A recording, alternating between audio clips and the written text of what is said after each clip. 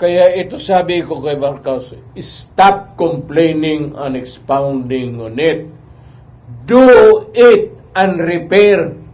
Yan ang sasabi ko sa kanila. Kami takot. Ayaw namin ng gera.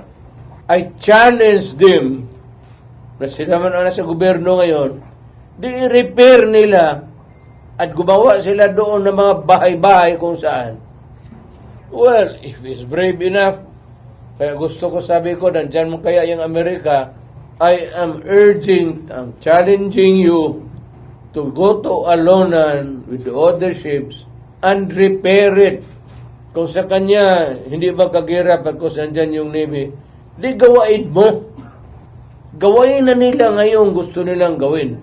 I-patrol na nila yung Philippine Navy, the gray ships, and let us see what happens.